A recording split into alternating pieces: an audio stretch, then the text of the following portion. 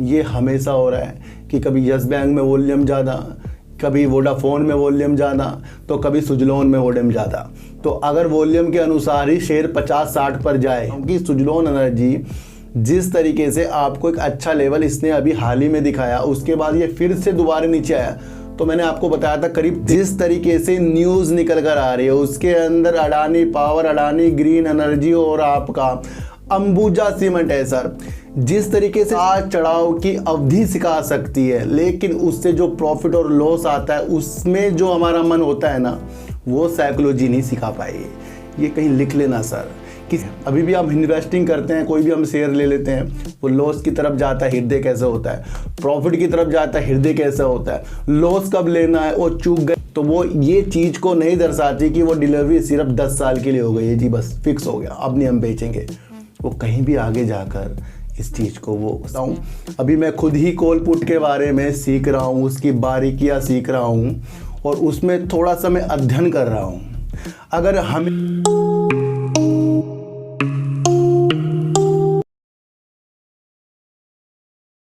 नमस्कार, मैं स्वागत करता हूं आपका अपने ही चैनल पर जिसका नाम है सार्थक बाजार से। आज बात करेंगे अमराजा बैटरी की, बात करेंगे सर अडानी ग्रुप की, क्योंकि अडानी ग्रुप की 3 कंपनियां Adani power, Adani green energy और अंबुजा सीमेंट पर क्या न्यूज़ निकल कर आ रही है, सेबी क्या जांच कर रहा है, उसके बारे में भी आज हम एक समीक्षा करेंगे।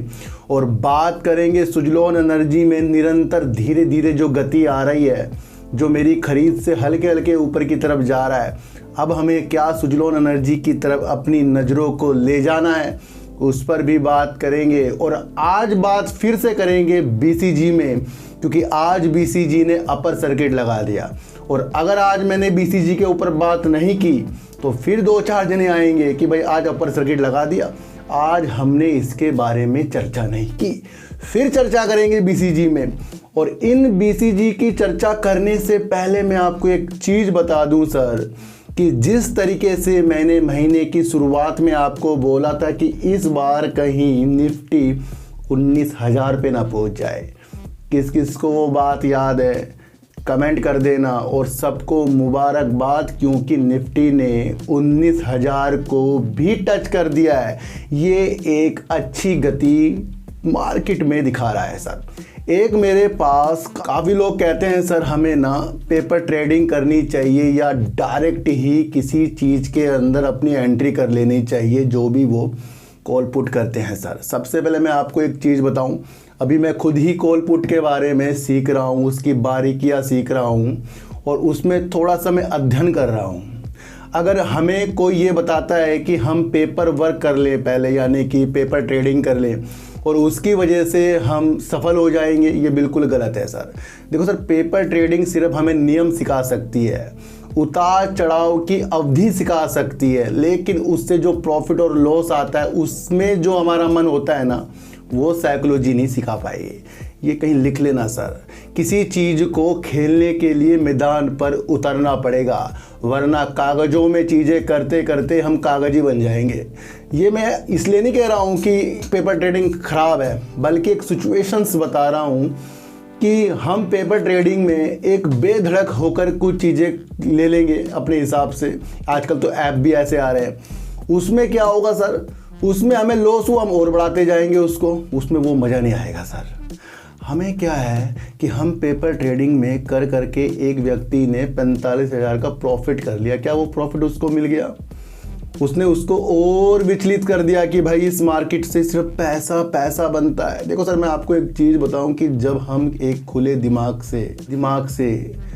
दिमाग को बिना जोर दिए सोच समझकर कुछ काम करते हैं, वो निश्चित तौर पर सफलता के ऊपर जाता है। इसी तरीके से पेपर ट्रेडिंग होती है। जब आपको पता है कि मेरा पैसा जानेगा नहीं ना मेरे पास आएगा, तो आप निश्चित होकर उस काम करते हो, तो वहाँ पर कुछ चीज़ें वो दिख जाती है।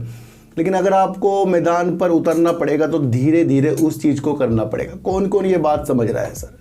क्योंकि मार्केट की जो नीति होती है उतार चढ़ाव की, वो आपको तब अच्छी तरह आएगी जब इसके अंदर आप जाओगे। अभी भी आप इन्वेस्टिंग करते हैं, कोई भी हम शेयर ले लेते हैं, वो लॉस की तरफ जाता है, हृदय कैसे होता है, प्रॉफिट की तरफ जाता है, हृदय कैसा होता है, लॉस कब लेना है, वो चूक गए लॉस लेने से, यार लॉस लेना था, यार हमने जल्दी लॉस ले लिया, ये सारी चीज़ें कब हो रही हैं, तब हमारा पैसा लग रहा है। तो पेपर ट्रेडिंग अपनी जगह वो नियम सिखा देती है, पर अगर आपको अच्छी तरह कुछ सफल होना है तो धीरे धीरे वर्क करना पड़ेगा, और उसके अंदर एक सक्सेस के तौर पर आपको इस मार्केट को देखना है कि इसको मैं धीरे धीरे निरंतर होकर ही कुछ चीज़ों को अच्छा कर सकता हूँ। तो ये बात इसके अंदर आ गई है।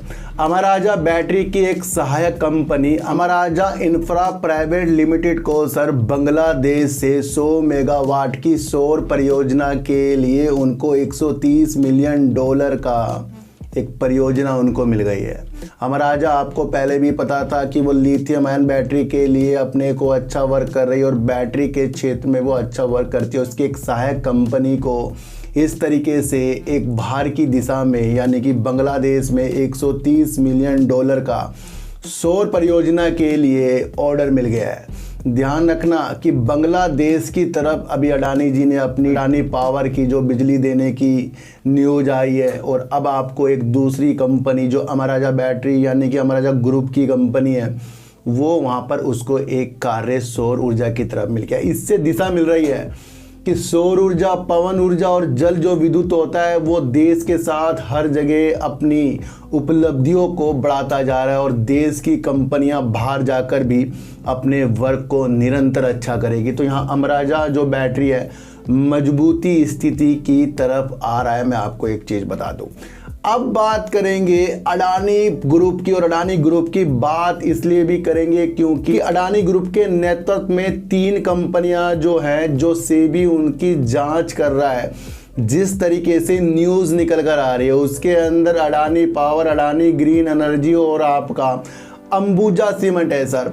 जिस तरीके से सेबी के कोई नियम है, कोई रूल है कि भाई उस तरीके से कोई पहले से ही पता करके किसी कंपनी के अगर शेयरों को खरीदे तो ये एक अपराध का कारण है, ये सेबी की नज़रों में एक अपराध है। तो सूत्रों के अनुसार जिस तरीके से सेबी ने जांच करने की दिशा में अपनी नियमों को आगे रखा हुआ, ये आपको पता है सर। इससे पहले जो पैनल ने एक स्वच्छ कह दिया था कि भाई अडानी ग्रुप के ऊपर इस तरीके का कोई कुछ भी चीज़ नहीं है, लेकिन दूसरी तरफ मैंने आपको बताया था कि सेबी भी इसकी जांच कर रहा है। तो इस तरह से इन तीनों कंपनियों के अंदर कुछ इकाइयों द्वारा जिस तरीके से खरीद और बेच हुई है उसके ऊपर जांच हो रही है। ध्यान रखना सर, अडानी पावर से फरवरी से मार्च 2022 तक इसकी जांच के लिए कुछ चीज़ें मांगी हैं, और दूसरी तरफ अगर आपको देखने को मिले तो अडानी ग्रीन एनर्जी से मार्च से अप्रैल 2022 तक की सारी रिपोर्ट जो है सेबी मांग रहा है। और वहीं पर अंबुजा सीमेंट से सर जुलाई से अक्टूबर 2022 की जो भी चीज़ें खरीद और बेच की है वो सेबी मांग रहा है। ध्यान रखना, ये एक तरह की इस तरीके की न्यूज़ है जिसके अंदर अडानी ग्रुप के 3 कंपनियों में सेबी इस तरीके से जांच कर रहा है। तो हम बैठ गए सर बीसीजी, यहाँ बड़े बड़े कंपनियों के ऊपर जांच हो जाती है। ध्यान रखना सर कि सेबी जिस तरीके से ये चीज़ें कर रहा है उसके अंदर Adani power, Adani green energy और आपका अंबुजा सीमेंट आ रहे हैं। तो इन शेयरों पर काफ़ी विशेष तौर पर आपको सतर्क रहना पड़ेगा। क्यों रहना पड़ेगा? क्योंकि न्यूज़ के अनुसार इसके अंदर जो भी खरीद और बेच हुई है वो एक अलग तरीके से हुई है। इस तरीके की जो भी चीज़ें निकल कर आ रही है उसकी जांच सेबी कर रहा है। और आपको पता है कि हिडनबर्ग की रिपोर्ट के बाद से ही अडानी ग्रुप के ऊपर सेबी अपनी जांच कर रहा है। लेकिन अडानी ग्रुप ने कह दिया है कि जिस तरीके से सुप्रीम कोर्ट के एक पैनल को उनके ऊपर कुछ भी अनियमितता का कुछ भी चीज़ नहीं मिली, वो पाक साफ है, उनको अपने काम पर पूरा भरोसा है, ये एक पॉजिटिव है। लेकिन जिस तरीके से किसी भी चीज़ पर जांच चलती है वो धीरे धीरे उसका रंग दिखा देती है। तो थोड़ा शेयरों में गिरावट हो सकती है, मैं आपको पहले बता दूं सर। तो उन गिरावटों को आपको समझना है कि ये जांच के दायरों में न्यूज़ बेस्ड शेयर गिर सकते हैं। तो अपने को थोड़ा सा मजबूत करना है, क्योंकि यहाँ पर हमें एक और चीज़ से भी रूबरू होना है, वो है सेबी की जांच। और लगता है कि अगर सेबी की जांच पॉजिटिव आई तो बहुत ज़्यादा इसके अंदर अच्छे संकेत हो सकते हैं। और इस चीज़ के लिए 3 कंपनियों का जो सिलेक्ट किया है अडानी सेबी ने, जो मांग रहे हैं भाई अनियमितता हुई है, उसमें आपको ये चीज़ देखनी है कि आगे जाकर इसके अंदर थोड़े से निगेटिव चीज़ बन रही है। और वैसे आपको पता है कि अडानी पावर ने अभी आपका जिस तरीके से देश में बिजली देने के लिए अपने प्लांट को चालू किया है, वो भी एक पॉजिटिव संकेत है। उतार चढ़ाव मार्केट में आएंगे और वो न्यूज के बेस में आते रहेंगे सर। जिस तरीके से सुजलॉन एनर्जी में फिर से रंगीनता आ रही है, ये एक ऐसी चीज़ दिखा रही है कि आगे जाकर ग्रीन एनर्जी वाले शेयरों में मजबूती की एक आस दिख रही है सर। ध्यान रखना कि सुजलॉन एनर्जी एक बार ऊपर जाने के बाद फिर वो काफ़ी देर से नीचे आया। मैं आपको एक चीज़ बता रहा हूँ कि सुजलॉन एनर्जी जिस तरीके से आपको एक अच्छा लेवल इसने अभी हाल ही में दिखाया, उसके बाद ये फिर से दोबारा नीचे आया। तो मैंने आपको बताया था करीब 13 रुपये 50 पैसे में मैंने इसके अंदर एंट्री की है, और जिस दिन से मैंने इसके अंदर एंट्री की है एक भी दिन ये रेड नहीं हुआ है, उससे ग्रीन ग्रीन दिखा रहा है, चाहे वो थोड़ा ही दिखा रहा है लेकिन ग्रीन दिखा रहा है। हमें एक चीज़ ये समझ लेनी चाहिए कि इन शेयरों में, यानी कि सुजलॉन जैसे और 3-4 शेयर हैं, उसके अंदर एक तो परसेंटेज जो डिलीवरी का हो रहा है बहुत मजबूती की तरफ से आ रहा है, और दूसरा तरफ इनके ऊपर वॉल्यूम ज़्यादा आ रहा है। तो जब इस तरीके से किसी चीज़ में डिलीवरी ज़्यादा उड़ जाती है, मैंने आपको कल भी एक अपने दूसरे चैनल पर बताया था इसके बारे में, तो वो ये चीज़ को नहीं दर्शाती कि वो डिलीवरी सिर्फ 10 साल के लिए हो गई है, जी बस फिक्स हो गया अब नहीं हम बेचेंगे। वो कहीं भी आगे जाकर इस चीज़ को वो सेल कर सकते हैं जो खरीद रहा है। हमें करना क्या है सर? देखो सर, किसी के टारगेट कर ऊपर मत जाना, क्योंकि ये जो न्यूज़ आई थी ना, डिलीवरी ज़्यादा उठ रही है, परसेंटेज ज़्यादा है डिलीवरी का, वॉल्यूम बहुत हाई हो रहा है, ये इन्हीं बातों को हमें समझना है कि खरीदारी जो है बड़े बड़े लोग कर रहे हैं, और बड़े बड़े लोग के साथ हम जैसे लोग भी इसके अंदर खरीदारी कर रहे हैं। अब लोग इसको 30 हो गया, बड़े बड़े टारगेट इसके अंदर आ रहे हैं। हमें टारगेट के ऊपर नहीं जाना है, हमें जाना है अपने टारगेट के ऊपर। जब तक के मार्केट में हम अपने प्रॉफिट के टारगेट नहीं लाएंगे, तब तक के दूसरे के टारगेट को पूरा करते हुए हम कभी नहीं देख पाएंगे। पहले अपने छोटे छोटे टारगेट बनाइए, उसके द्वारा थोड़ा अपना पैसे को इकट्ठा कीजिए सर। देखो सर, मैं किसी भी शेयर को ये नहीं कहूँगा कि आपको यहाँ सेल करना है वहाँ ख़रीदना है, पर आपको एक सिचुएशंस बता रहा हूँ। अगर ये सिचुएशन आप समझे कि डिलीवरी ज़्यादा उठ रही है, तो इससे पहले भी डिलीवरी ज़्यादा उठी है, और अगर आप समझ रहे हैं कि वॉल्यूम पहली बार ही इतना ज़्यादा आ रहा है, तो हम यहाँ पर भी गलत हैं। ये हमेशा हो रहा है कि कभी यस बैंक में वॉल्यूम ज़्यादा, कभी वोडाफोन में वॉल्यूम ज़्यादा, तो कभी सुजलॉन में वॉल्यूम ज़्यादा।